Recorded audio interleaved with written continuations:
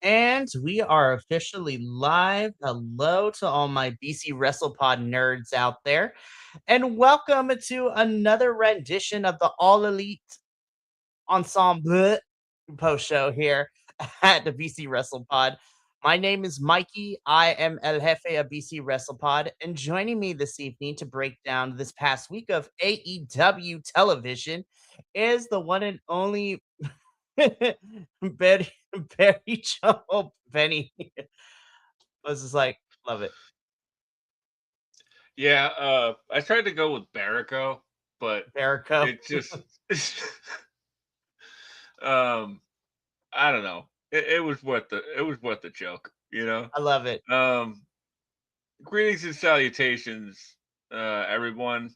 Let's rock and roll, shall we? We got a long one ahead of us, and this was sort of a slog, so let's get to it.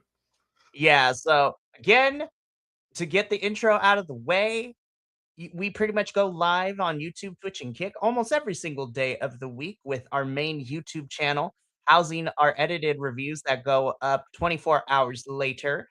On the social medias is where you can find the report cards and detailed notes about the shows, previews on what's coming up for the week. clips of these lives, all sorts of fun stuff. We have some merchandise. Link in the chat of everywhere that we are currently streaming to right now at our BC WrestlePod shop.fourthwall.com. And we have a coffee because we got to pay for a lot of pay-per-views, especially this upcoming weekend where I got to pay for TNA and for AEW.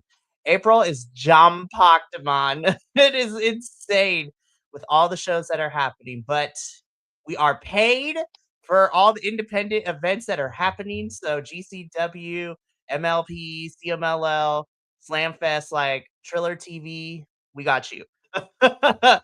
But feel free to donate, but if not, that is okay because financially it is hard out here for a pimp. Um, to quote to quote some famous rappers of mine.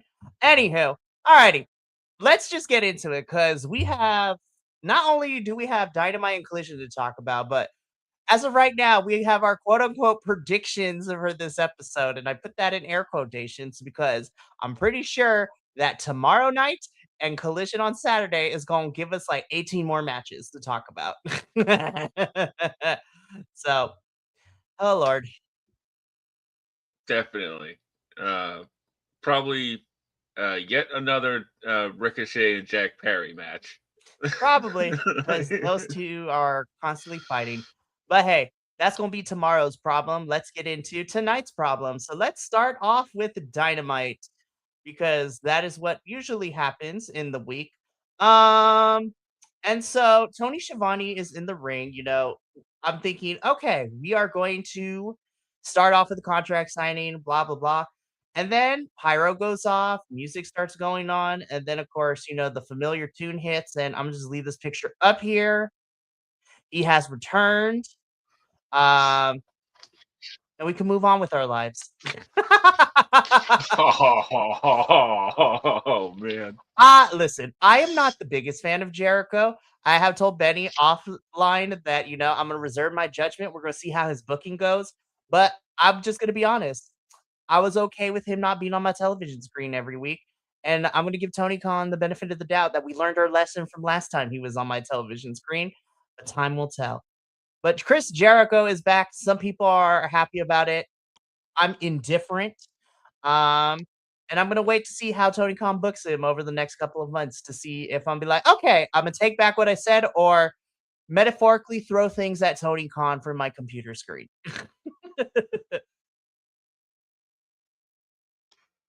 Yeah, same. Right now, I'm reserving judgment because he came out, he said 3 words, tried to get the crowd up, and the crowd died. Um, uh, this was him at his best. HH, I won't say his name. He was just trying to get the crowd up, and they weren't coming with him. But you know what?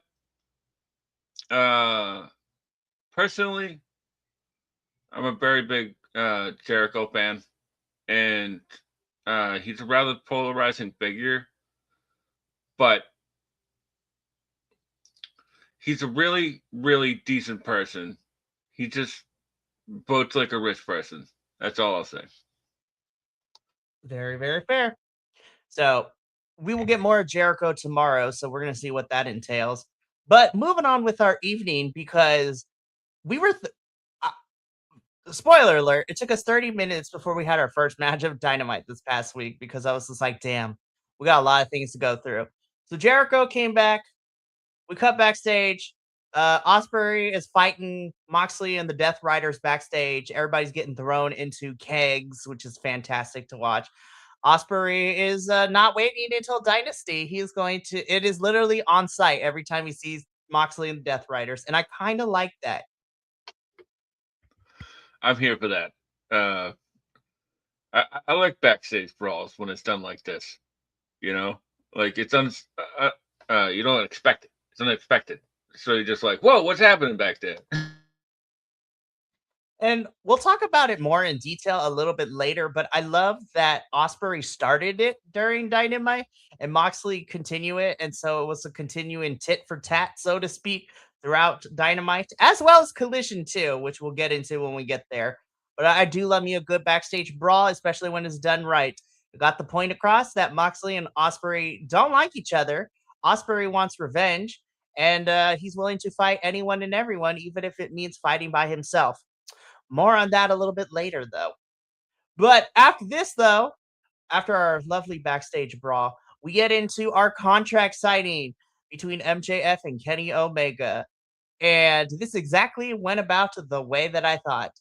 MJF said some really crappy stuff and says bad things about Canada.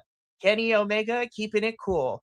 Max continues to go down the route and goes after Kenny and how much of a stomach he is missing and how he doesn't have a lot of time. Kenny is upset. Then Speedball Mike Bailey comes out to defend Kenny's honor like the good non-binary boyfriends that they are.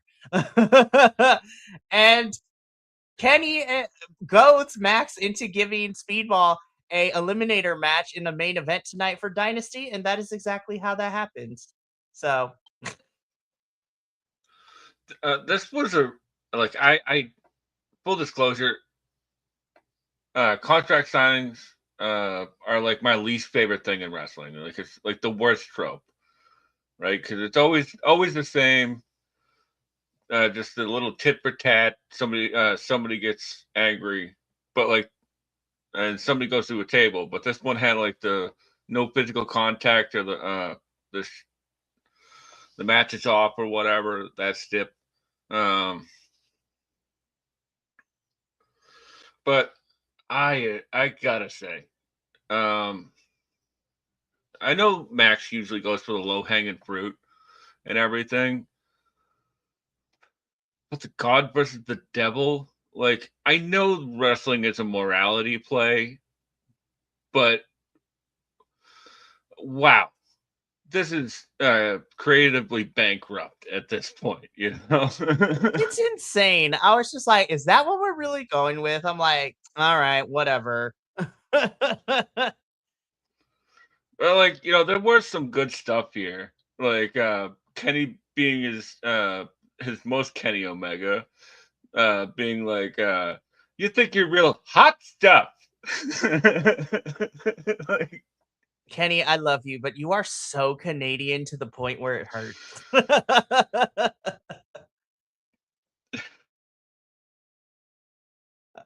I love you, Kenneth. that new I head of hair looks beautiful. He does though. Be like, yes, Oh, Kenneth.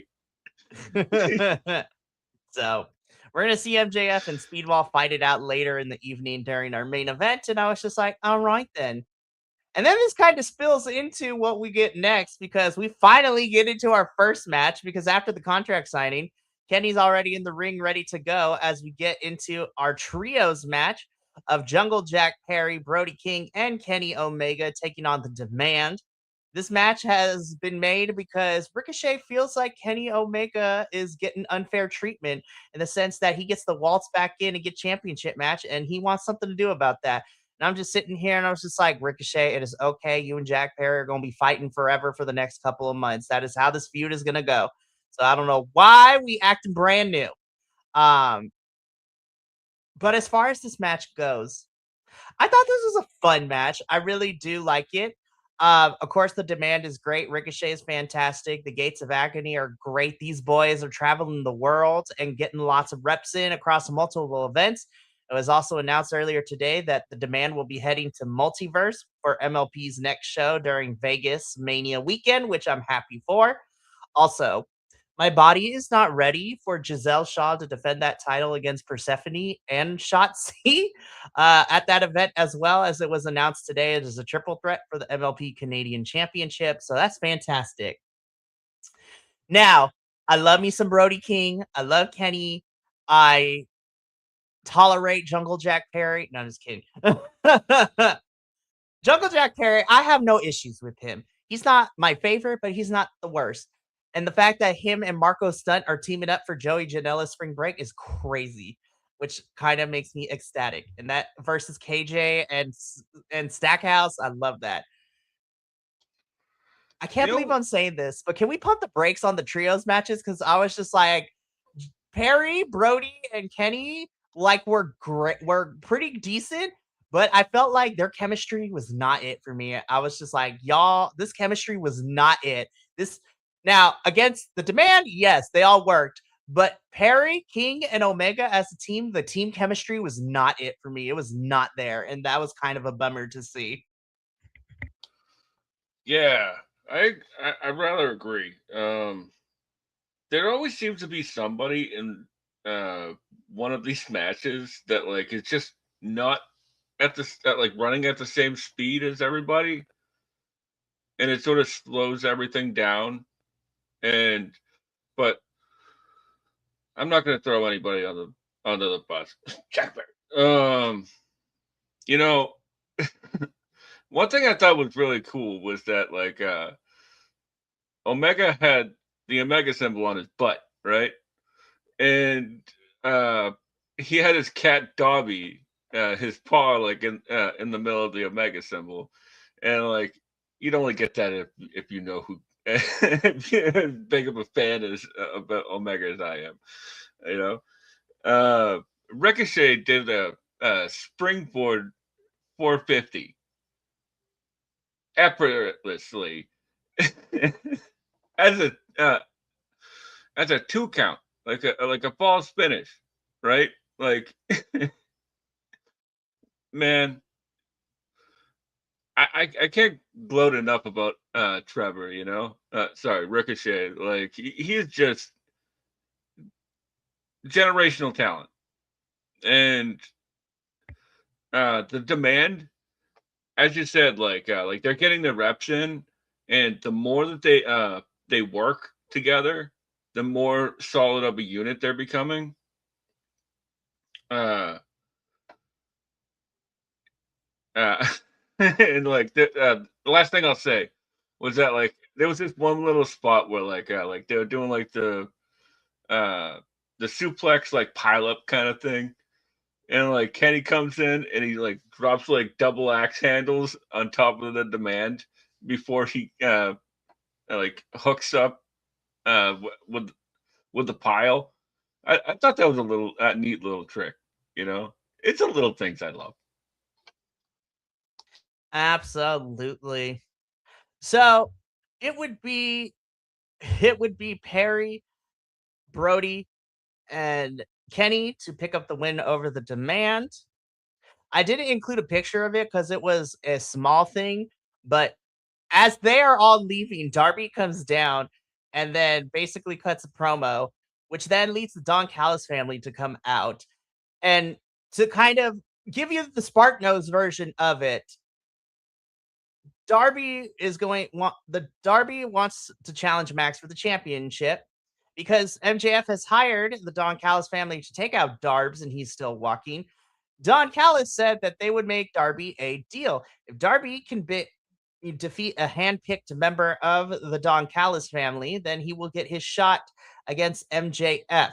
And so Don Callis picks Andrade to face Darby. So now, and Andrade was not happy about that. He's like, "Are you kidding me? Why you put me up to this?" I was just like, Andrade is not feeling this MJF Don Callis family working relationship. And honestly, I can't blame him because we all know how anytime anyone works with Max, how it ends up going every time at the end. So this sets up Darby and Andrade for uh Dynasty, but it's like a one-sided number one contendership because if Andrade wins, he doesn't get to fight MJF for the title. So it's not really like there's any stakes for him. And all the stakes are on Darby because if Darby wins, he gets a chance at MJF's championship, a future championship match. And I'm just like, shouldn't we have just turned this into a regular number one contenders match where it could either go to Darby or Andrade to fight MJF? Because either way, that match would be baller down the line. I just feel like Andrade has no real stakes in this to like outside of like defending the Don Callis family's honor, if you even want to call it that. So I'm just like, weird stipulation. Match should be banging at Dynasty, but I feel like it should just be a regular number one contenders where either one can face MJF. Yeah, I just smell shenanigans. Like it's sort of like the writing's on the wall, you know, with that one because um Andrade is sort of like in this like do I don't I Don Callis family kind of thing. And what was it last week where like Darby came out and was like, Max, I'm either gonna see God or I'm gonna see that world title. And then Kenny Omega comes out, the god of pro wrestling. It Like, was so weird. And then Darby got beat up last week too at the end of Dynamite. I was just like, Darby is gonna go through it as he always does. it, honestly, that's the best Darby. Like, fighting from underneath. Very true. So, I mean, we got another a match made for Dynasty. We're going to talk about more about it in our predictions, but we got to keep this train rolling because after this, we cut backstage and Willow Nightingale, love her down. She, now that, her and the Babes of Wrath have kind of ended their chapter together, she is focused on the TBS championship. And so she wants to be a fighting champion, which I love. And she's going to hold an open challenge on Collision. And I was just like, there are so many different possibilities. And she said that tomorrow night, Thursday, because Collision was on Thursday this week. So we got back-to-back episodes of AEW television. She would hopefully have an open challenge for the TBS championship on Collision. I was like, more on that to come when we get to that section of our show.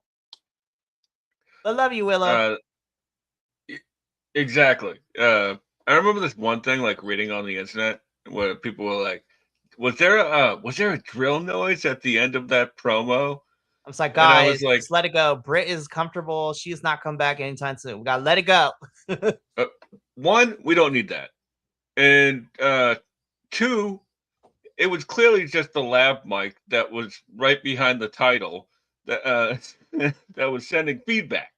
I was like, y'all just chill out. It was just like, she's not Britt Baker, Dr. Britt Baker, DMD is not coming back anytime soon. We gotta chill with that, y'all. Yeah, we good. We good for now. All right, Willow, we're gonna talk about you when we get to Collision, but right now we got to keep it going.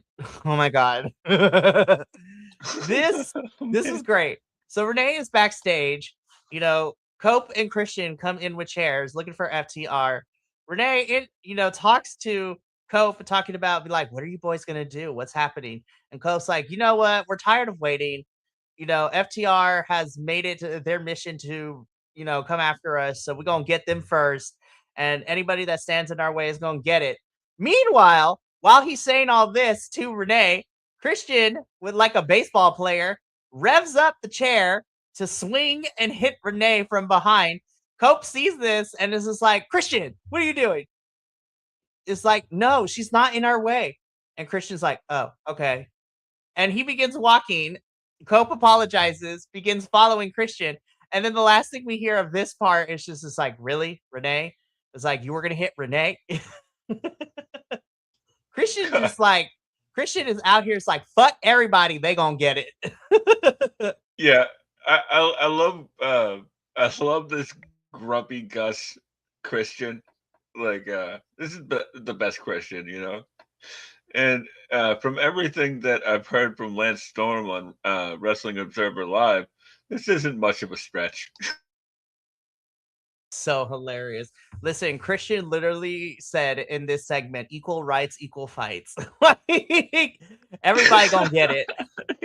Everybody gonna get this chair. This chair does not discriminate. So we cut to commercial, and then when we come back, we are outside of FTR's locker room with Cope and Christian. They barge in, and when they get inside, it is not Dax and Cash that are there, but it is Rocky Romero and Trent Beretta who are just chilling there. We never get told why they're in FTR's room for all intents and purposes. And then Rocky Romero said the most unfortunate words anyone can say when you are faced with people with chairs and people on a mission to destroy another team, where Rocky Romero is like, we can definitely take a message. And I was just like, oh no, Rocky, that was the wrong choice of words. And then Christian and Cope are like, bet, and they brutalize and murderize Trent and Rocky with the chairs and just thrash this room. And I was just like, you shouldn't have said those words, Romero. You shouldn't have said those words. Our PG Vice being like this like under uh mid card tag team. I love it. It's like perfectly suited for them. Mhm. And to answer your question, I think they were in there to get some of that uh, new FTR tequila. Yo, honestly though, it's crazy out here. So yeah, Rocky and Trent unfortunately got the beats downs. Would not be surprised if this sets up a match, either on the go home for Dynamite or go home for Collision between these two teams. So we'll see how that all goes about, right? But moving on. Ooh! So we get into our second match of the evening, Pac versus Will Ospreay. We did not even get full entrances because the brawling started immediately. And Pac and Ospreay just went for it. And yes, I was just like, ah, everything I wanted. This was fun. what a what a great way to start the match. Like Pac like jumps Osprey from behind, so Osprey has to be the underdog baby face throughout the entire match. And I'm just hypothetically, wildly speculating here, but this felt like a Brian Danielson special here because, like, like Kenny's showing his exploding intestines, and Osprey's neck is about to fall off at any time, But uh,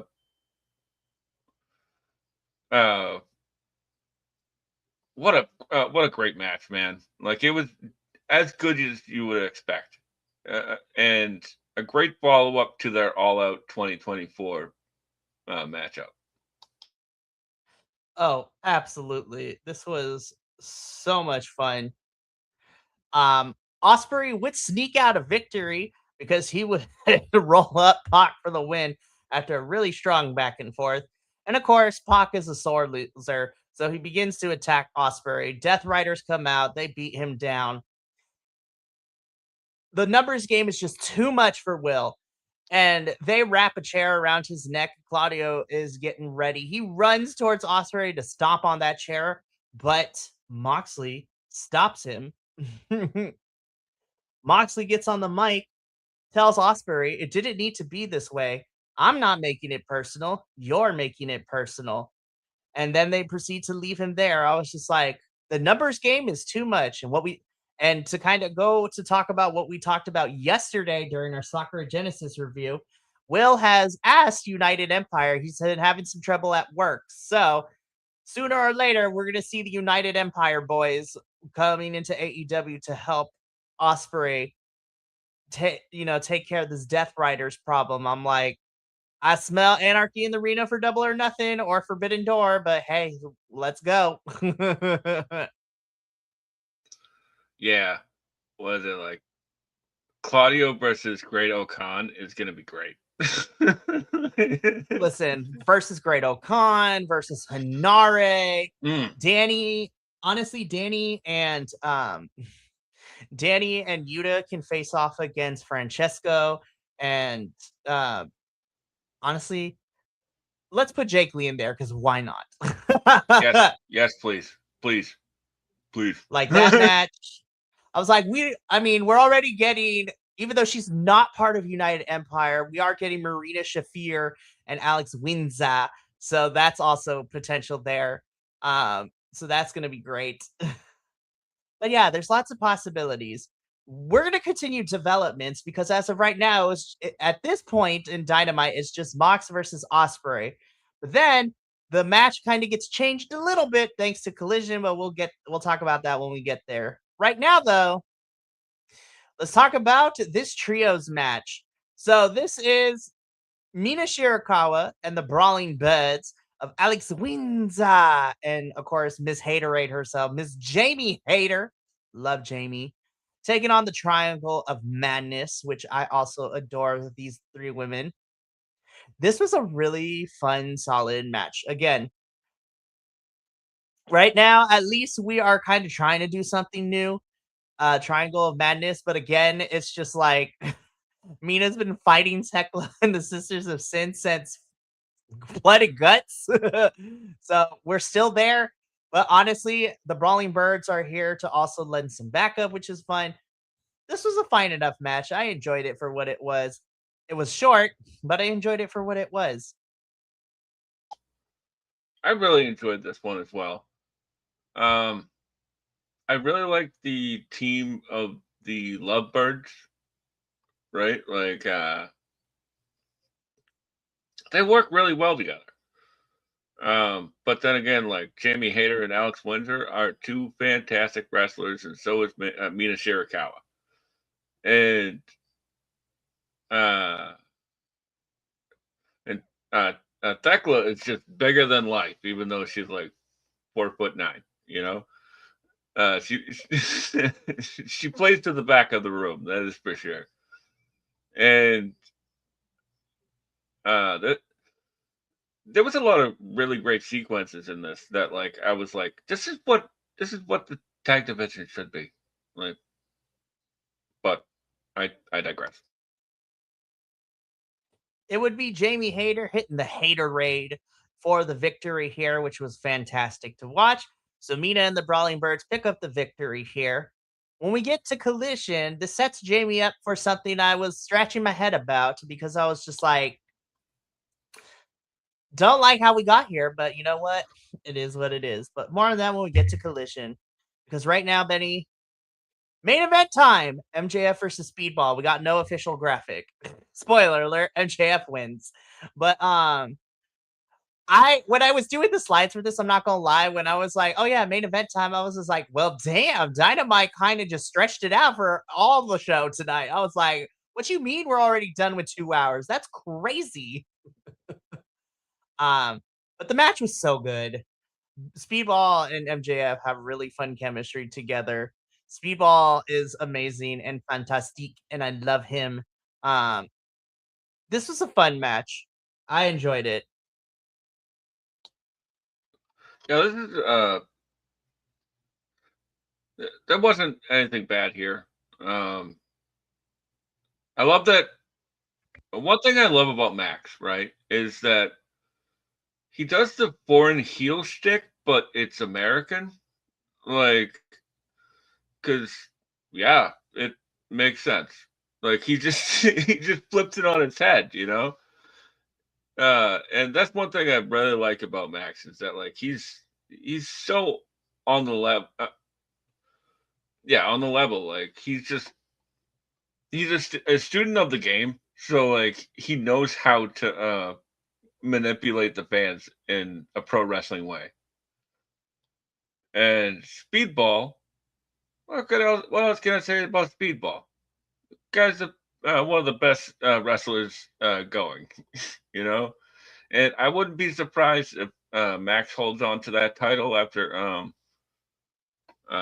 Dynasty. That we don't see that again sometime down the road. Oh, most definitely. So MJF holding the title and beating up on Speedball with saving from Speedball's friends to end Dynamite going off the air. So yeah, that was Dynamite, and I was just like, crazy to think that Dynamite was like very, very straight to the point. We stretched out a bunch of things, but yeah. So alrighty, let's move on into Collision, which was also kind of the same thing. Um, which we opened up with an eliminator match, which I was just like, baller, Continental Championship eliminator match. Cool. John Moxley versus Anthony Bowens. Don't know how we got here, but okay, not mad. But I actually thought this was really solid too. So, I Yeah. mean, yeah, this was solid. Sorry, friend. I didn't mean to step on your toes, but like, all I was just gonna say was that I'm never gonna complain about a Bowens match. Bowens is great, you know. it just being announced in a graphic is sort of BS. But especially with how things played out over the weekend, I'm especially mad right now. Like, Well, let's talk about it, right? Because Anthony Bowens fought Max Caster at like an independent event. They hugged and hmm, made up, and apparently the Acclaimed is coming back. And I was just like Maxine Waters, Tony Khan, I'm here to reclaim my time. Why bother with the breakup and then them being at odds with each other if you're going to put them back together?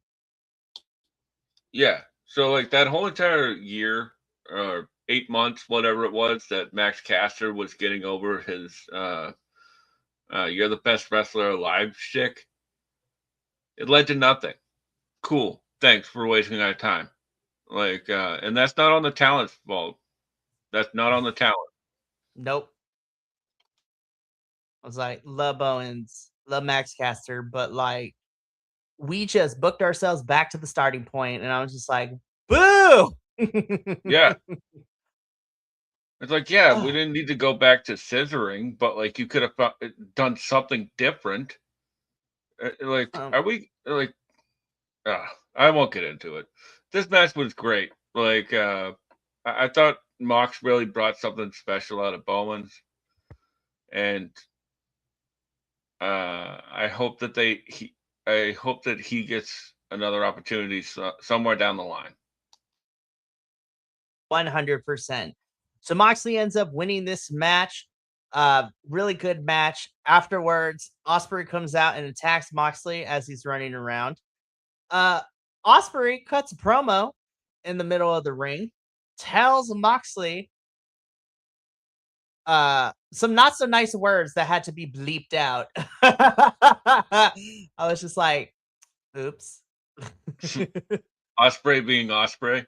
Osprey being Osprey and calling John Moxley a not so nice see you next Tuesday, which had to be bleeped out. But he still wants to fight Moxley, but Osprey actually being a very smart babyface here because it's for he wants to challenge for the Continental Championship and utilize its rule set because the Continental Championship says that everybody is barred from ringside during the match. So Osprey, being a smart babyface, turns the match into a championship match for the Continental Championship. So he doesn't care about the championship. He just wants to get Moxley one-on-one without any shenanigans and interference from the Death Riders. So I was just like, oh my God, Osprey, that's devious. And I'm kind of here for it. I like it when baby faces are still baby faces and they use the rules in place, but to benefit their agenda in not a like bad way, if that makes any sense. I was like, oh my God, that's kind of genius. I love that. Yeah, man. This match is gonna rule so hard. Like, man, it's gonna rule. Seriously. I cannot wait. This is going to be fun.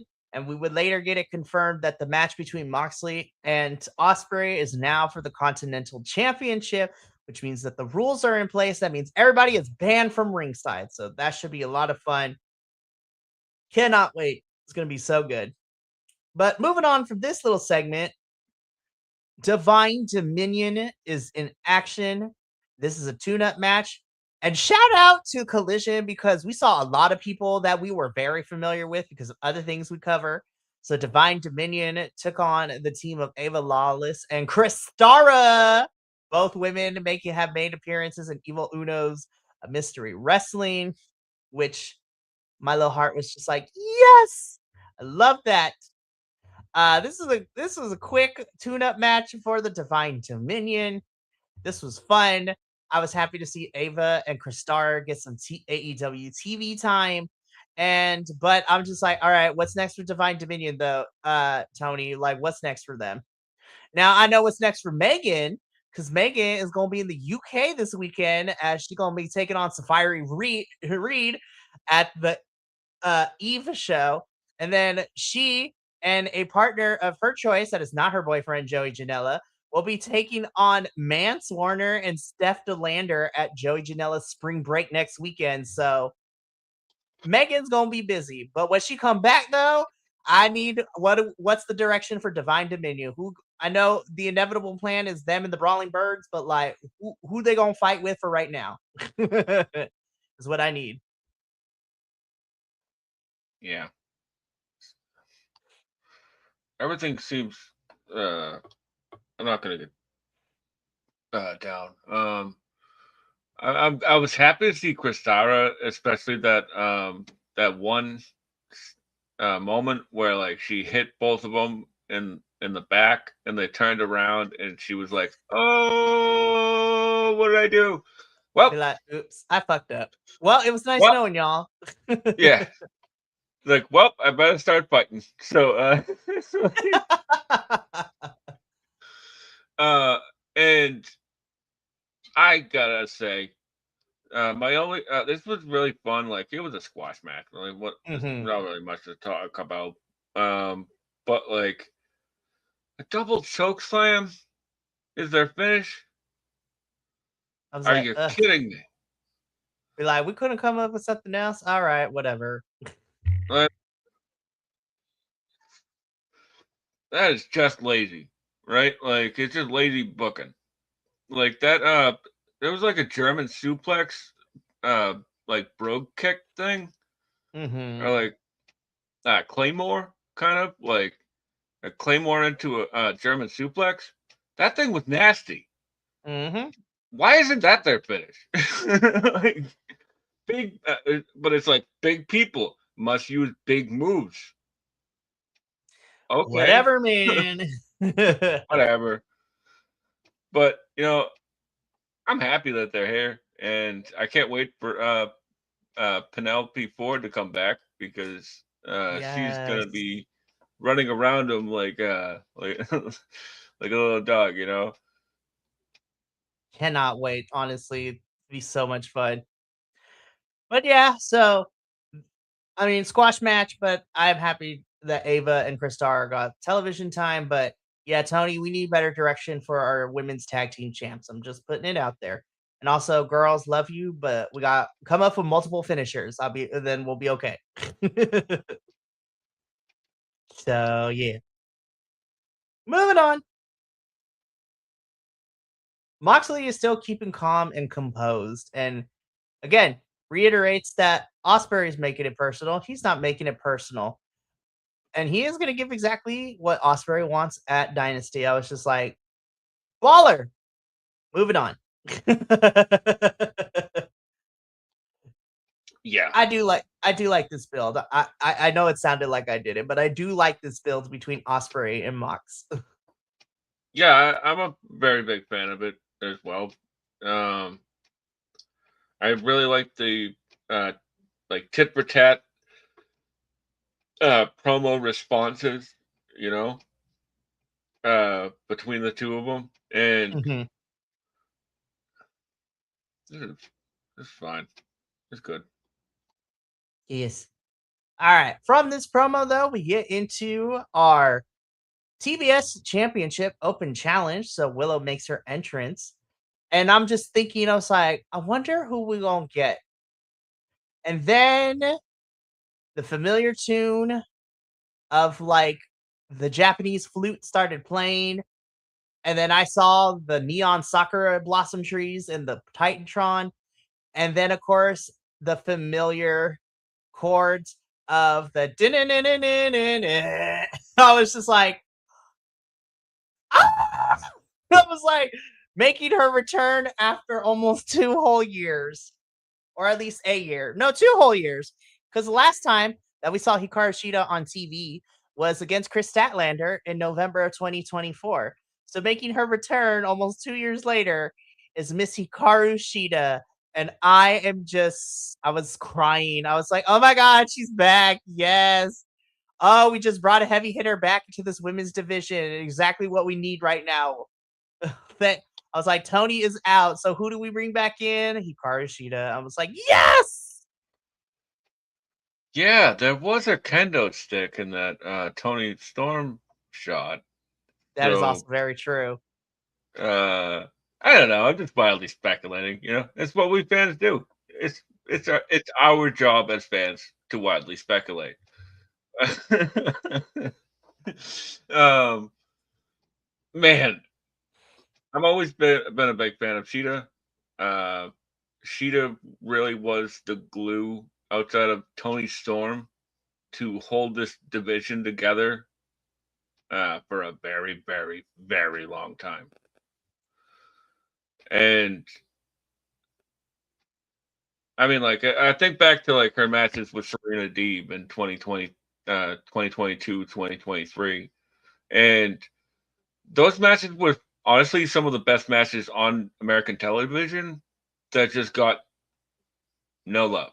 They were just stuck in the 920 spot, and here you go, here's the match, as they do in the typical AEW fashion. I'm glad that she's back. Um,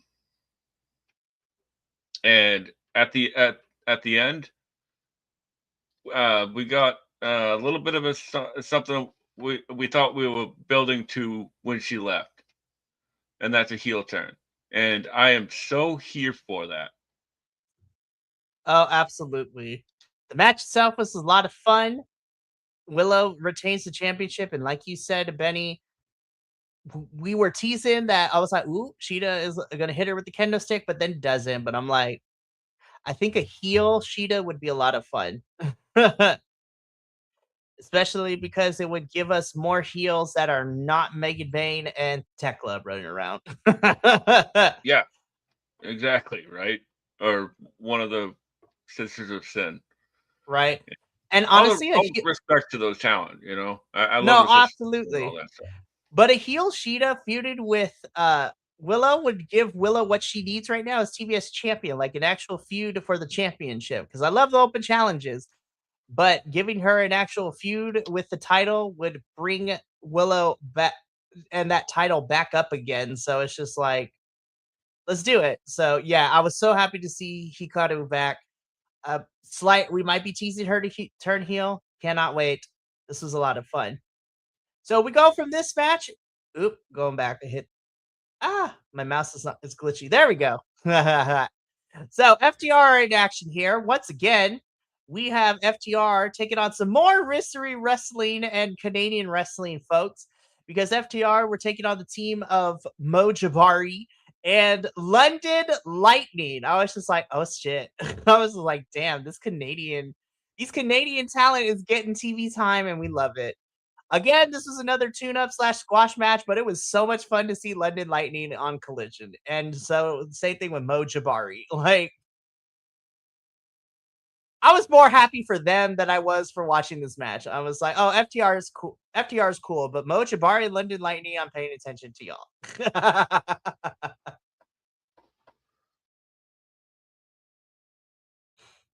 Same. This was so much fun.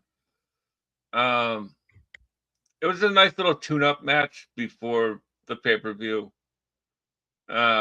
Just to get some heat on FTR, and that finish where like uh, London Lightning like checks on Dax who's down, and then Dax pops up and he and Cash hit the Shatter Machine is a finish that I've seen them pull out several times, but it's never worked that good. The per- uh, the, the right person for the right job was Landon Lightning. A London 100%. Lightning. Like you got to get a comedy wrestler for that spot. And yeah, like Mojo what's his name? Mo The Jabari. other Yeah, that guy's really good too. Um I liked him seeing him on MLP. Yeah, agreed. So this was fun for FTR. Um, fantastic stuff. Afterwards, though, uh, Christian again was everybody can get this chair. because Cope and Christian come out to try to fight FTR. Security tries to pull him off. Cope and Christian fight security, and we had Cash in the ring. Was it Cash? I think it was Cash. One of the FTR boys was about to be concertoed, but then they got saved by Stokely. Um, and this poor security guard got concertoed instead. And Stokely's face says it all here. He's like, "Oh shit." I guess what the security needed was more security. The security Exactly. Jeez. for those mystery wrestling fans. For reals. We need to seriously. Anywho, so again, continues to build this feud, which is happening this Sunday. So we'll see how the go home shows this week go. But oh my goodness. Excuse me. So we keep up this. We got to keep going though, because oh my God, they're back. We heard people. We heard people. So get a pre-tape. The Hurt Syndicate are back, and they're looking to, bolster their ranks. So potentially adding a new member. And I'm just sitting here, and I'm just like, there are only two possibilities of what I want. Number one, even though even though Shane Taylor already put it out on the internet and he's like, absolutely not, be like Tiger style, Lee Moriarty would be crazy in here. But who's to say that it has to be another male? There's a certain former TNA knockout who got granted her release from TNA, that I think would benefit really, really well here. Danny Luna. But who knows? We'll see what happens, what Tony Khan has in mind. uh, so just speculating wildly, being a fan, I'd love to see my Trish Adora join the Hurt Syndicate. Yes. Simply because I just want Trish Adora on my TV. They are fantastic. Yes. Trish is amazing. We love them so much. So, anywho. So, Okay, we'll whatever. we'll see what happens. Welcome back. Yes, Yeah, we'll see what happens with the just like boys. Jericho, I'm going to let this one play out. Yes, let this play out, see what happens. Moving on. Um, Antonio Khan, we gotta talk real quick because am I mad that Jamie is gonna fight Tekla for the championship? No. Am I happy about how we got there? No. And Mina's face is kind of me in this moment too. Mina in the background, she's just like, Jamie's like, Tekla, I challenge you for this title. And Mina's face is like, really, bitch? Really? Mina is me in this moment, and she's like, how the hell did we get here? Uh,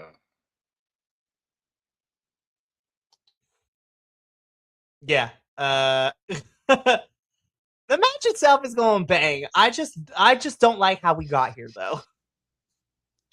Indeed. For me personally, like I'm fine with Tekla and Jamie for the title. Like it probably should have happened a little while ago, but Mm-hmm. I digress. Because Tekla didn't have the title, but like I like the fact of rewarding people who have good feuds with with titles on the line. Because like it adds something. But to be completely honest, like going back to Jamie and Tekla without any story beats connecting the two of them, what are we doing? It is so weird. It is really, really weird. So it is what it is. Tekla and Jamie will be fighting at Dynasty. It's gonna be fun match, but yeah, I'm just like, direction, Tony. We need direction story wise for this women's division. Like, what are we doing? Yeah. That's all I want. Anyways, let's keep going. I love me Juice Robinson. I love me Tommaso Ciampa. AEW did the thing where they filled us in as to why this match was happening, and I loved it. Did not need this match to go through 2 commercial breaks. I was just like, we could have Yeah. just had it like 10 minutes. Like, we were fine. We did not need to go through 2 commercial breaks. Yeah. It seems to be a plague on this show where like you get like the women were just all slotted together uh in one segment in a backstage promo, but you give these two 40-year-old dudes that uh like two segments, three segments. What are we doing, man? Like, in this, where's this leading? Who is this building? Is this building Champa? Is this building Juice? What are we doing? Like, I'm just like, y'all, Collision, I usually love you because like you got graps every week and we love that for you. But like this, and you know what? The last couple of weeks you've been doing good and developing some plot. We love that too. This week though, to me, it definitely screamed not everybody can travel to Canada because of strict traveling guidelines. So we're gonna make do of who we got. And I'm just like, yep, definitely showed. yeah, very much so. It's And like, I'm not unfortunate. just complaining to complain. Like, it's just that, like, if if it's not building to anything, I'm glad that we got the recap video. Uh, it's like, almost like we're being bugged, as you say. um, but what are we doing here? What are we doing?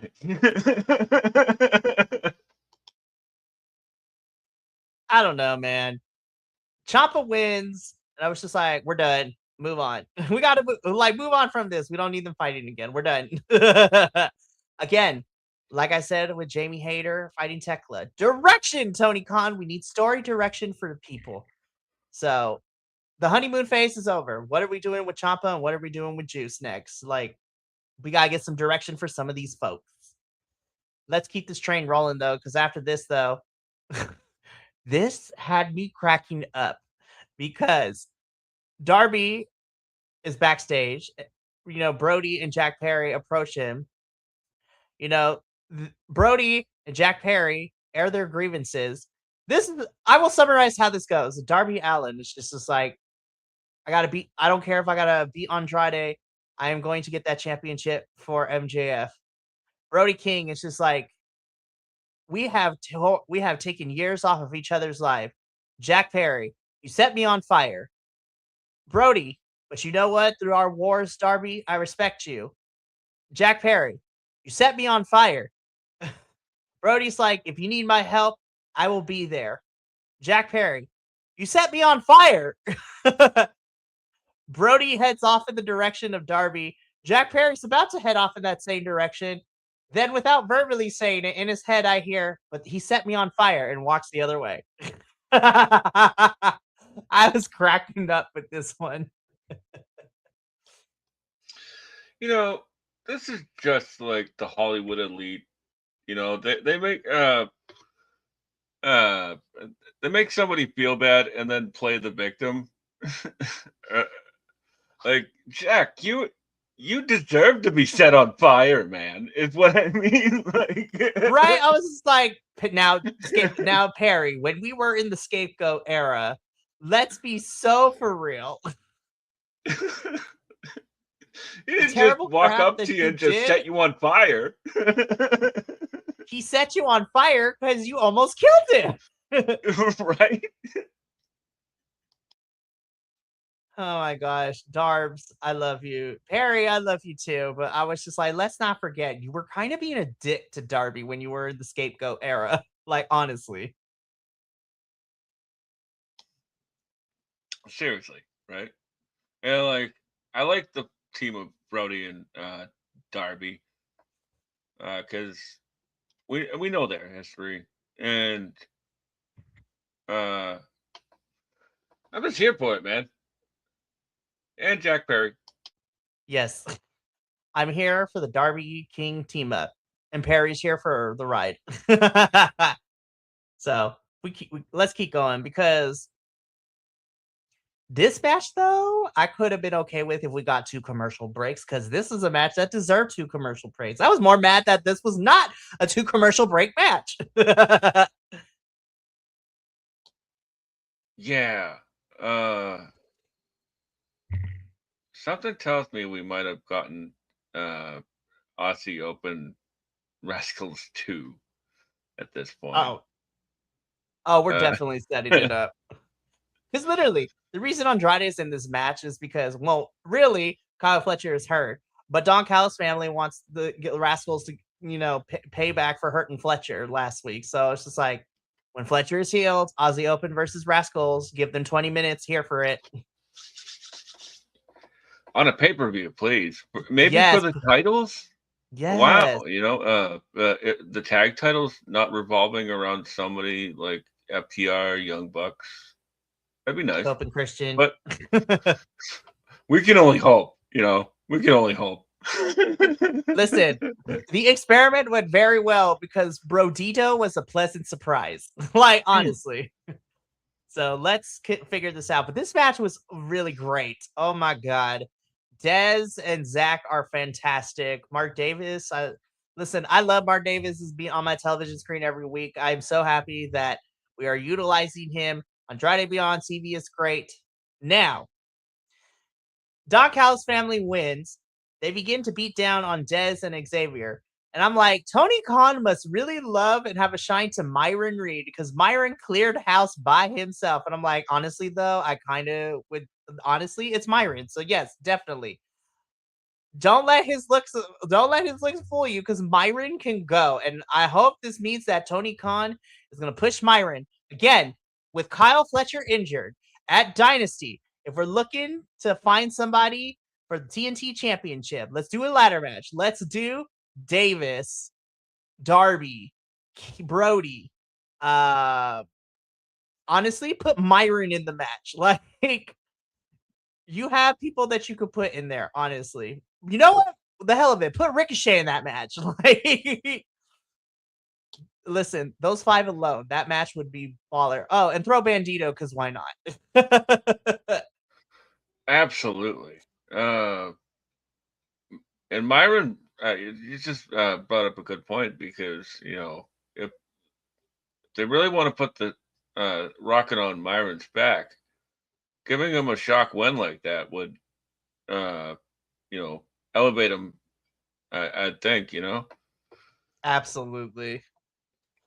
and And I here's the I understand it. I'm a big fan of Myron's Myron's work in Pro Wrestling Revolver with Red. And I also saw that Killer Kelly's going home to WXW, which is really neat. heck yeah, which I'm so excited for that. And who knows, if we put the title on Myron, maybe that can coax his wifey to come on over to AEW at some time too. I'm just look, Killer Kelly and AEW would be crazy. I need them and I need her and Marina to just go balls to the wall, punch each other out. Like, honestly.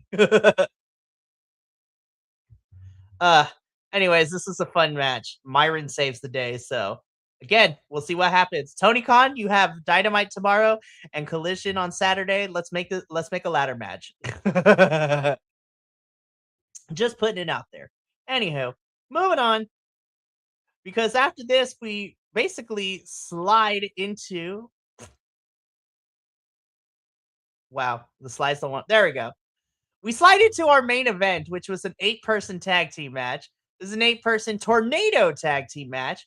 So this was the conglomeration. So my favorite 2 divorced dads, Orange Cassidy and Roddy Strong, teaming up with 2/3 of our trios champions in Kevin Knight and Mystico, taking on the Death Riders made up of Wheeler Yuta and Claudio Castagnoli, and the Dogs, which is Clark Connors and David Finlay.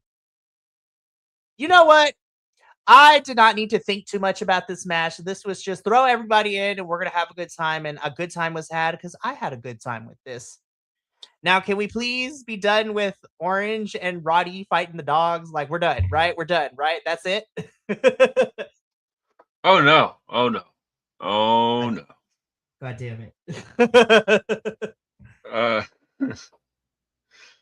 Uh, yeah, I completely agree. There really wasn't uh much except for a bunch of fun coming out of this match.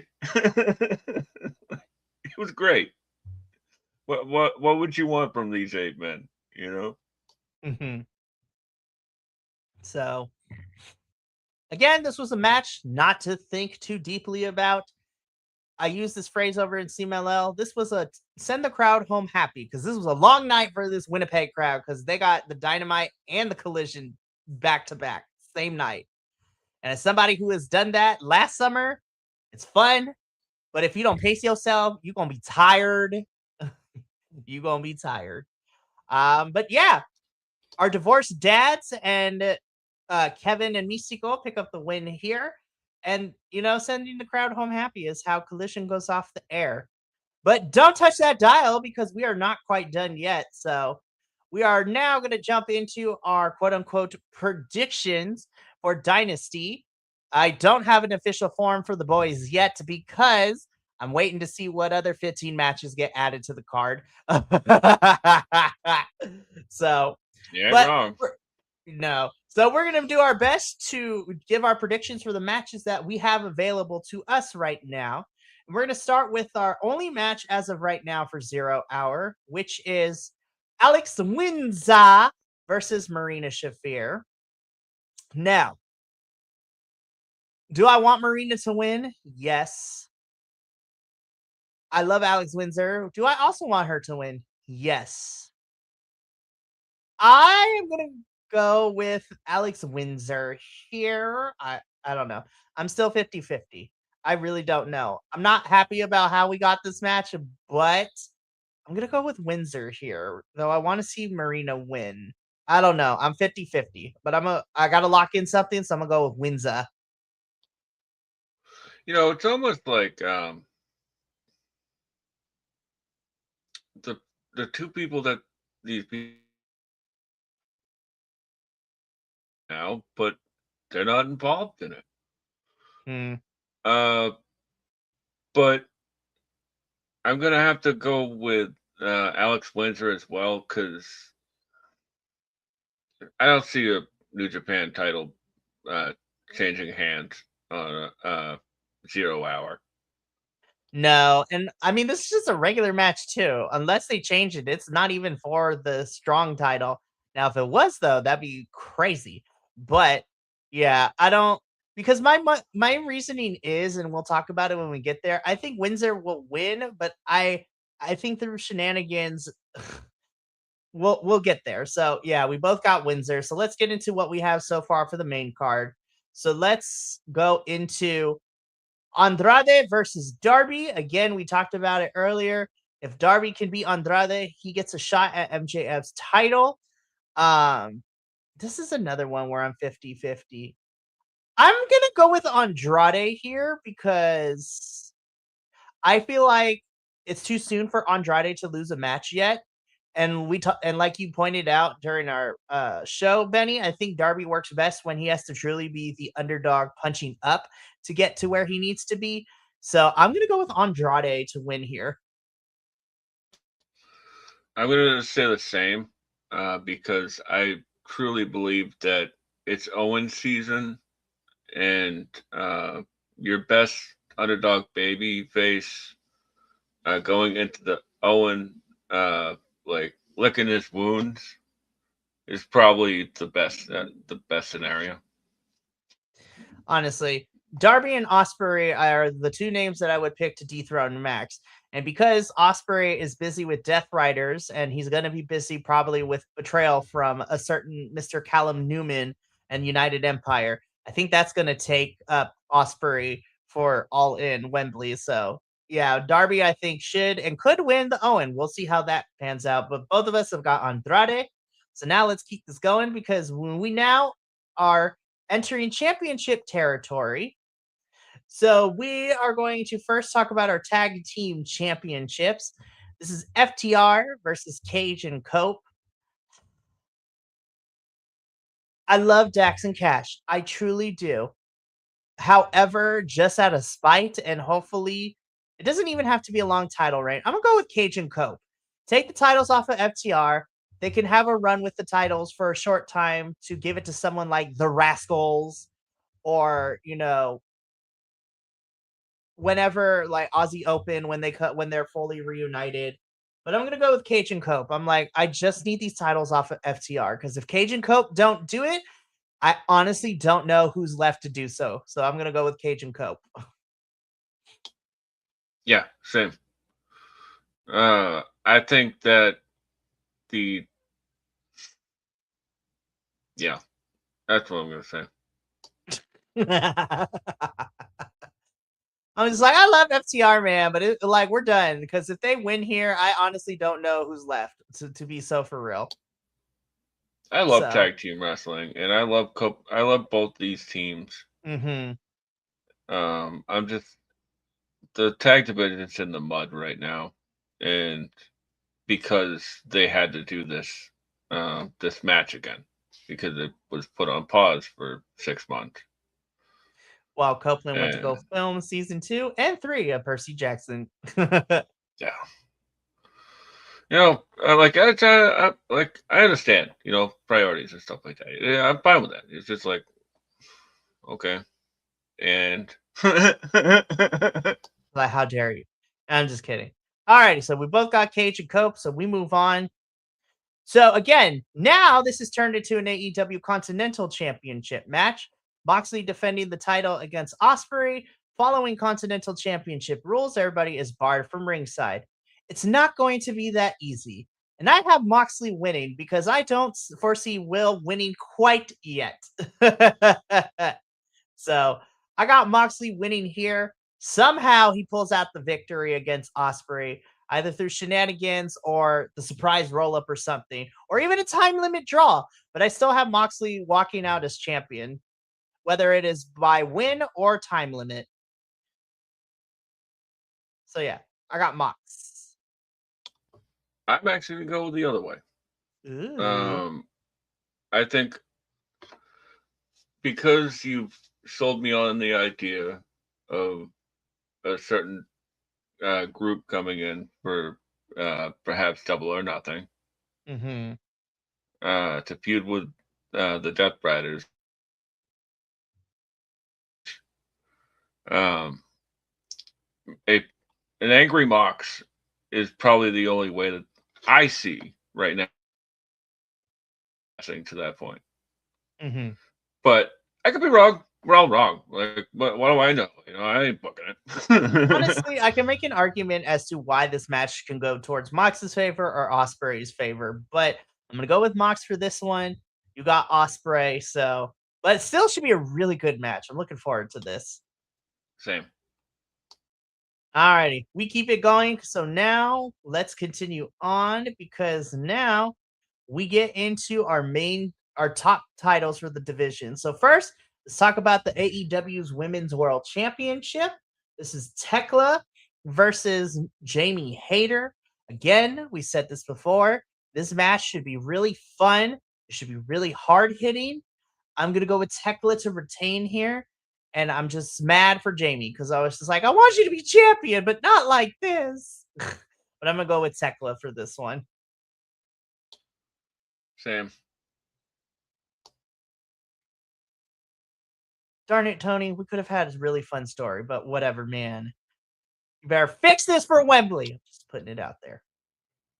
Yeah. So we shall see. Alrighty. Finally, the only graphic that is different because they don't have I couldn't find the graphic that matched it, so we pulled this from a news site. But for the AEW World Championship, MJF versus Kenneth Omega, as much fun as it would be for Kenneth to win, I got MJF retaining here. I don't think you have him beat Hangman Page in a Texas Death Match to lose to Kenny in a regular match. And again, you continue to tell the story of Max taking down these big names in AEW at their own game. Hangman gets taken out in a Texas Death Match. You have Kenny lose in front of his home country to Max. So I'm gonna go with MJF to retain here. I think I still hold back to MJF is holding this title until Wembley at least. Yeah, I'm gonna go with the same. Simply because I think Max needs a statement win after the uh, Hangman match, Hmm. and Omega has a plethora of great people that he can work with right now, Hmm. including somebody we haven't seen. Honestly, I think that's the next person. I think that's Double or Nothing. If I'm being completely honest, I think Double or Nothing is Swerve, and but we'll see what happens. But those are for predictions for Dynasty or Dynasty. And that concludes our AEW post show here tonight. So, Dynamite and Collision will be airing this week, and then the pay per view is this Sunday, and we will be back next Tuesday to talk about Dynasty as we head into Hell Week. But we still got a lot of stuff coming up this week, and it is a lot of fun things, or at least I think it's fun because I get to spend time with folks, and I love my friends. Tomorrow night, just a double header. We have our NXT Stand and Deliver post show where we are going to be breaking down everything that happened this past Saturday in St. Louis for NXT's biggest show of the year. And then we will also be covering CMLL. So we are heading back to Arena Mexico to talk about Lucha Libre, where we're going to talk about another AEW star who now has signed a dual contract with AEW and CMLL. So shout out to La Meta Meta herself. She is now officially an AEW star and officially an Amazona of the CMLL division. So we are going to give claps to that because I'm excited to see more Thunder Rosa in Mexico. Her and Claudio are about to tear it up. They are about to fuck it up, and I'm here for it, like in the best way. So I'm excited to see them both. Absolutely. Good on Rosa. Uh, the more Thunder Rosa, the better. Honestly, and I'm excited. So that's all on Wednesday. On Thursday, we have our Progress Wrestling post show as we will be talking about Chapter 192, Cause and Effect, which is setting us up for the Vegas show that is happening next week, which is super exciting. So that's on Thursday. On Friday, we have our TNA Go Home show as we will be reviewing the Go Home show for Thursday's TNA episode, as well as make our predictions for Rebellion, which leads into Saturday, which we will be doing a watch along for TNA Rebellion, as it is the next big four pay per view for TNA. Coming to us live from Cleveland, Ohio. We got 9 matches for the card, so it's about to get on and popping. And then, of course, next week we got a bunch of stuff. Of course, we're going to be talking about our next Eve show next Monday, which is, battered, bruised, and hungover, which is going to be featuring not only the Mega Sis Megan Bain taking on Safari Reed, uh, but we also have Billy Starks making an Eve debut too, which is crazy. Like that show going to be good. I'm excited. There's going to be so much fun. And then, of course, Dynasty Tuesday, Wednesday, NXT and CMLL. Thursday is Mystery Wrestling 24 that is putting with which, not only is going to have Kenta in action, but we found out that Speedball Mike Bailey is going to be on commentary. So I'm excited. That's going to be fun. And then it leads us into Hell Week. We got Bloodsport, Effie's Big A Brunch, 2 Nights of Mania, Joey Janela's Spring Break, Stardom, like MLP Multiverse.